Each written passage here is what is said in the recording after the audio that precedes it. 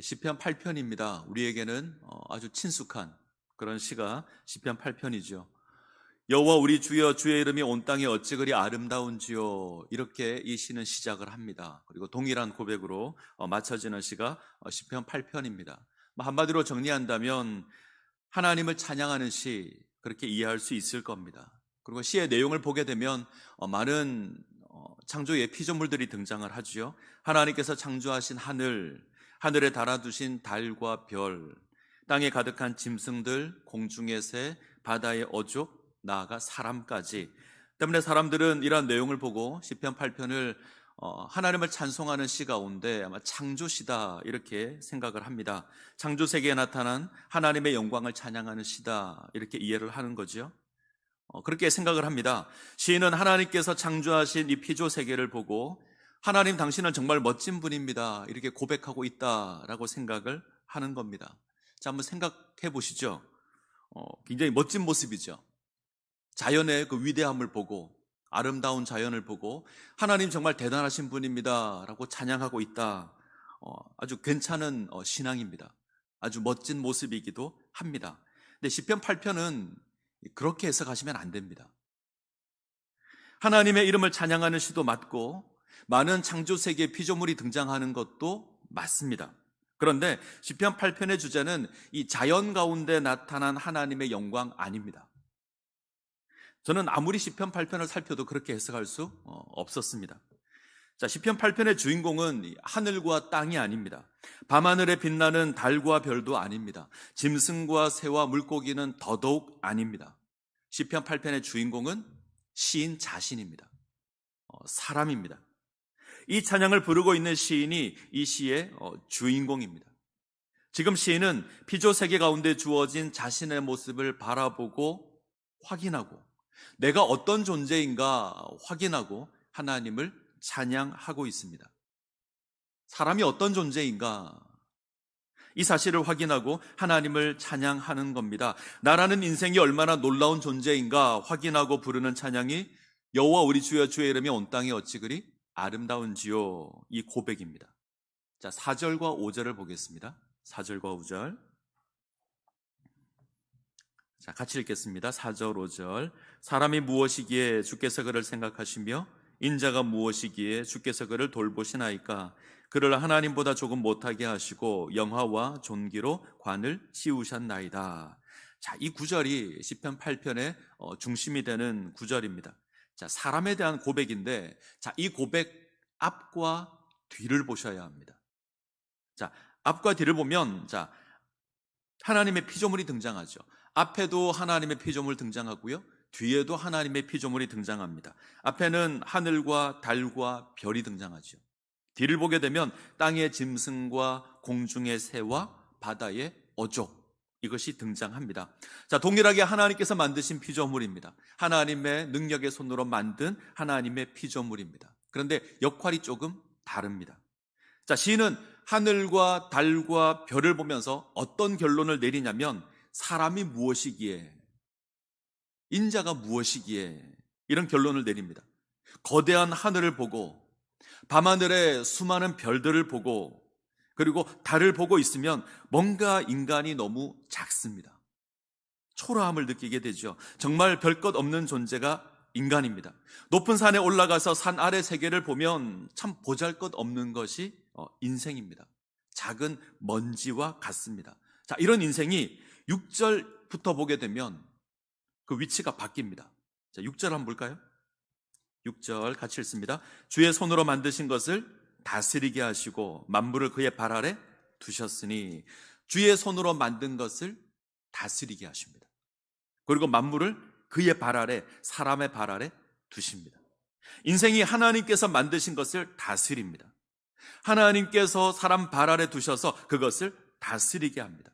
자, 창조 세계를 보고 있으면 인간은 너무나 작고 너무나 연약하고 보잘것없고 초라합니다. 자, 이것이 인생인데, 근데 하나님께서 이 인생을 택하셔서 하나님께서 만드신 것을 다스리게 하십니다. 자, 시인이 노래하는 그 중심 주제가 바로 이것입니다. 자, 4절을 다시 한번 볼까요?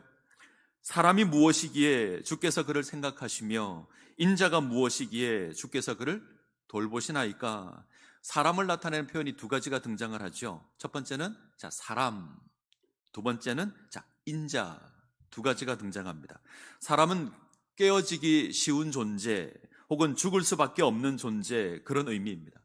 인자는 아담의 아들, 사람의 아들 이런 뜻인데 이때 아담의 기원이 흙 또는 먼지입니다.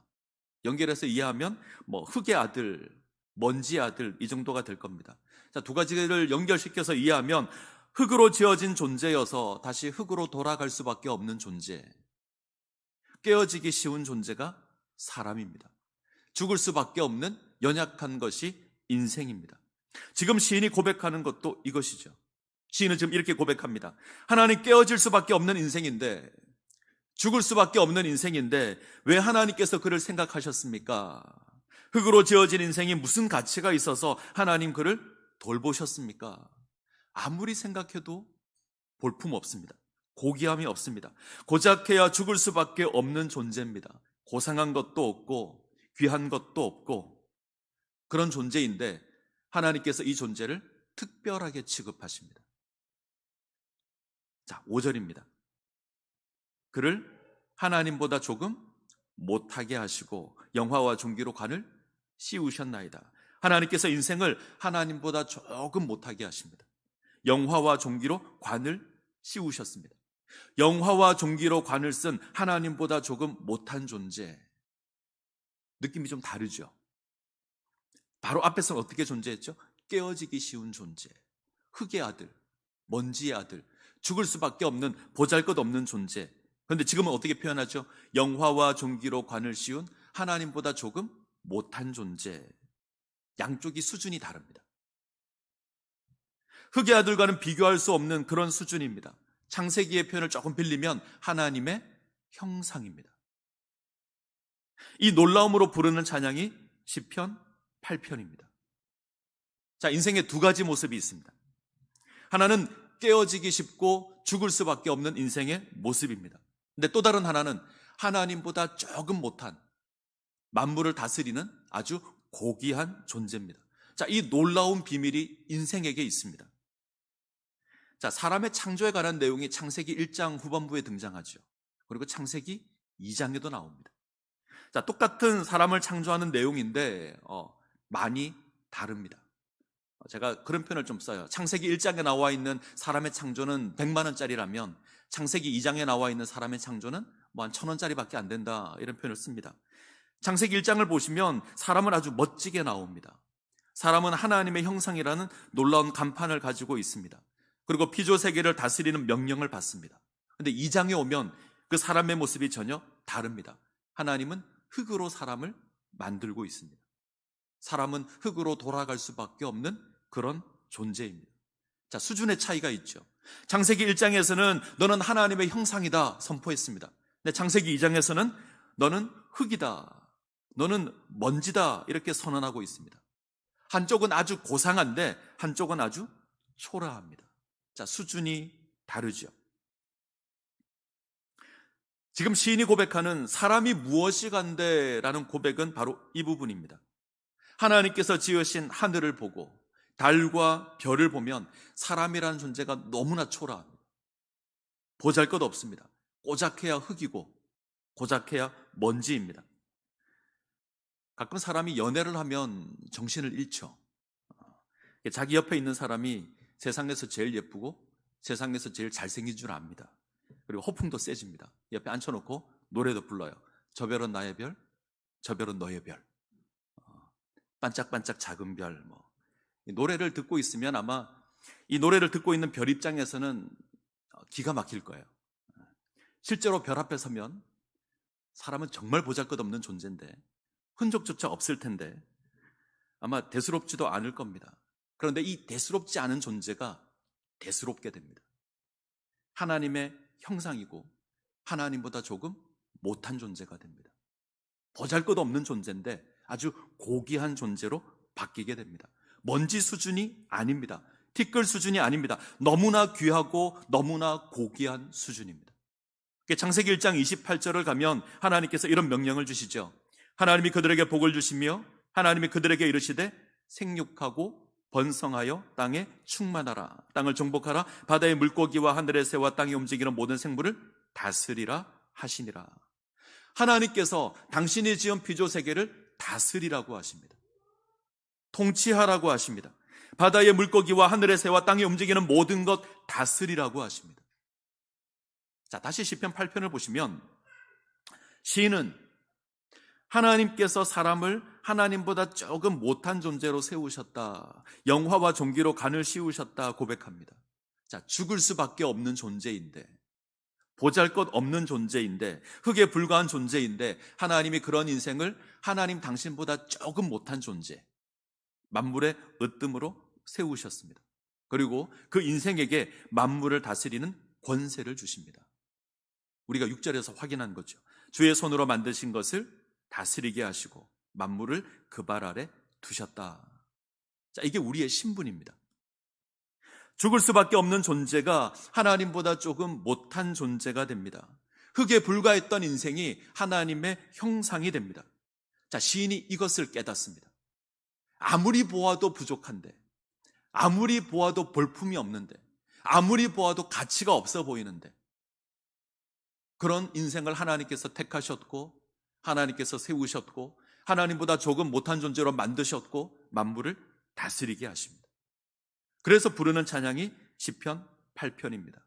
여호와 우리 주여, 주의 이름이 온 땅에 어찌 그리 아름다운지요. 시인이 이렇게 고백하는 건 이 놀라운 변화가, 이 비천한 인생이 이 고귀한 인생이 된 이 놀라운 변화가 하나님으로 말미암아 주어졌기 때문에 그렇습니다. 하나님께서 이 놀라운 변화를 허락해 주셨기 때문입니다. 그래서 부르는 찬양입니다. 자, 우리가 어떤 인생인지 확인하셔야 합니다. 우리는 깨어질 수밖에 없는 인생입니다. 먼지에 불과한 인생입니다. 동시에 하나님의 형상이며 하나님보다 조금 못한 존재이기도 합니다. 이 엄청난 차이가 우리에게 있습니다. 자, 무엇이 이러한 차이를 가져왔는가? 이것이 중요하겠죠? 그것은 하나님과의 관계입니다. 하나님과의 관계가 이 차이를 결정합니다. 우리가 하나님과 관계된다면 우리는 하나님의 형상이 될 겁니다. 하나님보다 조금 못한 존재가 될 겁니다. 그러나 하나님과 상관이 없다면, 하나님 없는 인생이라면 흙이며 먼지에 불과합니다. 깨어질 수밖에 없고 죽을 수밖에 없는 존재입니다. 하나님과 관계된다면 하나님의 영광을 선포하는 고귀한 인생이지만 하나님과 상관이 없다면 흙덩어리에, 먼지에 불과한 것이 인생입니다. 자, 하나님과의 관계가 우리의 가치를 결정합니다. 나의 존재를 결정하는 것은 내가 얼마나 가지고 있느냐 하는 것이 아닙니다. 내가 얼마나 좋은 집에 사는가, 내가 얼마나 좋은 옷을 입는가, 내가 얼마나 좋은 차를 타는가, 이것이 나의 인생을 결정하지 않습니다. 내 인생의 가치를 결정하는 것, 하나님과의 관계입니다. 하나님과 관계가 된다면 의미 있는 인생이 될 겁니다. 그러나 하나님과 관계가 없다면 보잘것없는 인생이 될 겁니다. 자, 우리가 하나님과 관계되었습니다. 자, 이 일이 어떻게 일어났을까요? 4절입니다. 4절 같이 읽습니다. 사람이 무엇이기에 주께서 그를 생각하시며 인자가 무엇이기에 주께서 그를 돌보시나이까. 자, 제가 다시 한번 읽겠습니다. 사람이 무엇이기에 주께서 그를 생각하시며 인자가 무엇이기에 주께서 그를 돌보시나이까. 기억해야 될 표현이 있습니다. 하나님의 생각하심, 하나님의 돌보심. 인생은 불완전한 존재입니다. 가만히 두어도 불완전합니다. 피조물이니까요. 그런데 이 불안한 존재가 죄를 짓고 타락하기까지 했습니다. 가만히 두면 지 멋대로 가는 것이 인생입니다. 이런 인생에게 어떤 의로움이 있겠습니까? 아무것도 없습니다. 그런데 하나님께서 생각하셨고 하나님께서 돌보십니다. 깨어질 수밖에 없는 존재였고 죽을 수밖에 없는 존재인데 그런 인생을 하나님께서 생각해 주십니다. 그런 인생을 하나님께서 돌보아 주십니다. 이것이 우리 인생 가운데 주어진 하나님의 은혜입니다. 하나님이 우리를 생각하십니다. 하나님 한 번도 우리를 잊으신 적이 없습니다. 당신 손에서 우리를 놓은 적이 없는 하나님이십니다. 우리가 죄를 짓고 하나님을 거역하였을 때에도, 하나님을 알지 못하고 세상을 쫓아갔을 때에도, 육신의 정욕을 따르고 안목의 정욕을 따르고 이생의 자랑거리를 쫓아 살아갔을 때에도 하나님 우리를 기억하시고 하나님 우리를 생각하십니다. 때로 세상에 찢겨서 흐느낄 때도, 때로 이 땅에서 고난당하고 찢기고 그렇게 소외되고 홀로 있을 때도 하나님 우리를 기억하십니다. 그리고 우리 하나님, 우리를 돌보시는 하나님이십니다. 우리를 사랑하심으로 우리를 돌보십니다. 하나님께서 우리를 어떻게 사랑하셨는지 우리가 압니다. 창조주 하나님께서 친히 피조물의 모양으로 임하십니다. 우리를 사랑하시기 때문입니다. 우리 죄를 위하여 찢기십니다. 우리를 사랑하시기 때문입니다. 피 흘리시고 못 박히십니다. 우리를 사랑하시기 때문입니다. 이 사랑으로 우리를 당신의 자녀 삼으십니다. 이것이 하나님의 돌보심입니다. 자, 우리가 그런 존재입니다. 하나님의 생각하심의 대상이고 하나님의 돌보심의 대상이 우리입니다. 자, 시인이 이것 찬양하고 있습니다. 이것이 우리가 하나님을 찬양해야 될 이유입니다. 하나님 우리를 생각하셨고 하나님 우리를 돌봐주셨고 그것으로 하나님보다 조금 못한 존재, 세상 만물을 다스리는 고귀한 존재 하나님께서 세워 놓으셨습니다.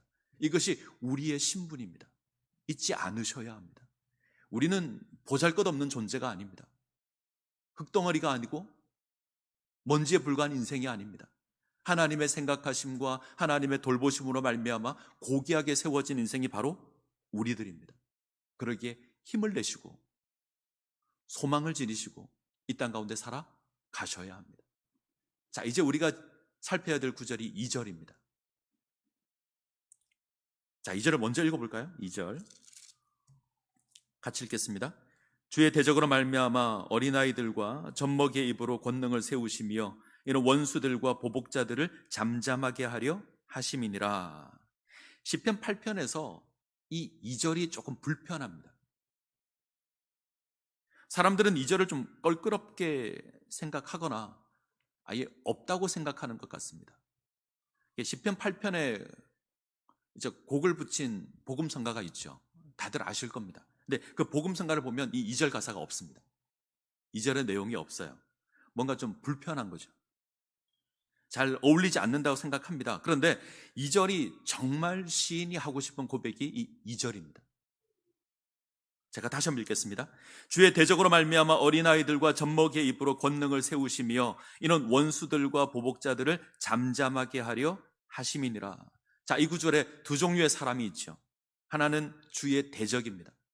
원수입니다. 하나님의 주권을 거부하고 나아가 하나님을 부인하는 자입니다. 자, 또 한 부류의 사람이 있습니다. 이 사람은 아이와 젖먹이, 어린아이와 젖먹이로 제시되는 자입니다. 가장 연약한 자이죠. 그런데 흥미로운 건 하나님께서 이처럼 연약해 보이는 인생을 통해서 대적자들을 상대하게 하십니다. 하나님께서 원수를 상대하는데 강하고 화려한 자를 부르지 않습니다. 반대로 연약하고 나약한 어린아이와 젖먹이 같은 자를 부르십니다. 하나님께서 그 인생의 모습을 통해서 원수와 대적하게 하십니다. 자, 우리 눈으로 볼 때에 어린아이와 젖먹이 같은 인생과 비교해서 대적자는 너무 강하죠. 크고 강합니다. 그런데 하나님께서 이 어린아이와 젖먹이와 같은 이 연약한 인생을 어떻게 하시죠? 생각하시고 돌보셔서 간섭하시는 겁니다. 대적자들을 이기게 하십니다. 이 약한 자를 들어서 강한 자의 입을 막으십니다. 이 약한 자를 통해서 하나님의 능력을 드러내십니다. 생각하시고 돌보심으로. 시편 8편의 주인공 다윗입니다. 다윗이 처음 등장할 때 그는 주목받는 인물이 아닙니다. 보잘것없는 인생이 다윗입니다. 이새의 8번째 아들이 다윗이죠. 완전수 7에 들어가지 못했던 8번째 아들, 천대받는 아들 사무엘이 내려왔습니다. 이새의 아들을 모읍니다. 8번째 아들은 빼놓습니다. 부를 가치가 없다는 겁니다. 사무엘이 이새의 집에 왔을 때도 초청받지 못했던 인물이 다윗입니다. 들에서 양이나 치고 있어야 했던 인물 다윗입니다. 사무엘이 또 다른 아들을 찾습니다. 그러자 이새는 그의 이름조차 부르지 않습니다. 뭐라 그러죠?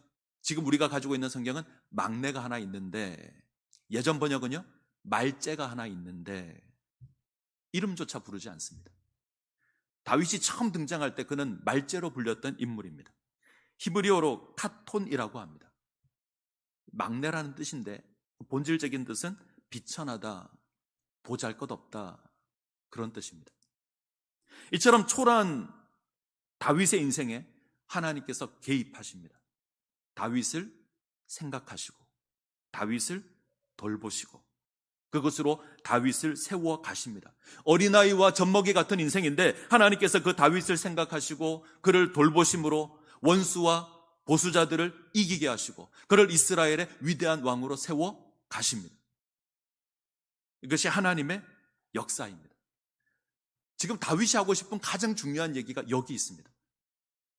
어린아이 같고 젖먹이 같고 아무런 힘이 없는 보잘것없는 인생인데 하나님께서 그 인생을 택하셨고 그 인생을 살피셨고 생각하셨고 돌보셔서 위대한 이스라엘의 왕으로 세워 가십니다. 이 하나님의 역사를 기억하며 하나님을 찬양하셔야 합니다. 이 세상에는 하나님의 대적으로 가득합니다. 하나님을 하나님으로 인정하지 않으며 하나님을 부인하는 자들로 가득합니다. 저들의 권세는 너무 당당해 보이고 거대해 보입니다. 근데 그들과 맞서고 있는 우리는 너무나 연약하고 어린아이와 같고 젖먹이와 같아 보입니다. 그러나 기억하셔야 할 것이 있습니다. 하나님을 떠나 하나님을 대적하는 저들의 수준은 먼지와 같습니다. 조금 수준을 높여줘도 저들은 흙덩어리입니다. 행여 저들이 우리를 곤란하게 할 수 있죠. 행여 저들이 우리를 힘겹게 할 수 있습니다. 그러나 하나님께서 우리 인생 가운데 개입하시면, 하나님께서 우리 인생 가운데 역사하시면 결코 세상이 우리를 이기지 못할 겁니다. 그러기에 세상을 두려워하지 않으셔야 합니다. 자, 기억하시죠? 우리는 하나님의 형상으로 세워진 고귀한 인생입니다. 물론 우리가 잘나서 하나님의 형상인 것은 아닙니다. 하나님께서 생각하여 주셨고 하나님께서 권고하여 주셨고 하나님께서 돌봐주셔서 우리가 하나님의 형상으로 세워집니다. 하나님께서 이런 우리 인생을 통해서 원수의 입을 막으실 겁니다. 당신의 영광을 드러내실 겁니다. 기억하셔야 합니다. 우리는 하나님의 형상입니다. 흙에 불과한 인생이지만 하나님의 생각하심과 하나님의 돌보심으로 세워진 거룩한 인생이 우리들입니다. 하나님께서 우리를 놓지 않으실 겁니다. 우리를 붙들어 주실 겁니다. 세상에서 승리하게 하실 것이고 그런 우리의 모습을 통해서 영광 받으실 겁니다. 그러기에 우리는 하나님의 이름을 찬양할 수 있어야 합니다. 여호와 우리 주여, 주의 이름이 온 땅에 어찌 그리 아름다운지요. 이 고백 가운데 세워지시기를 간절히 소원합니다. 기도하시겠습니다. 살아계신 하나님, 은혜를 감사합니다. 우리 하나님, 저희들을 생각하여 주시고 저희들을 돌봐주셔서 이 세상 가운데 의미 있는 인생으로, 고귀한 인생으로 세워주시고 저희들의 모습을 통해서 영광 받아주시니 감사를 드립니다. 하나님, 때때로 우리가 이 땅을 살아갈 때에 힘겨운 일을 마주할 수 있고 우리를 대적하는 대적자들을 마주할 수 있을 때에 우리가 하나님을 기억하게 하시고 우리를 붙들고 계시며 우리를 생각하고 계시고 우리를 돌보시는 그 하나님 기억하게 하셔서 승리의 삶 살아갈 수 있도록 은혜 베풀어 주옵소서. 우리의 입술을 열어서 여호와 우리 주여, 주의 이름이 온 땅에 어찌 그리 아름다운지요 기쁘게 찬양할 수 있는 주의 백성 되게 하여 주시옵소서. 예수님의 이름으로 기도합니다. 아멘.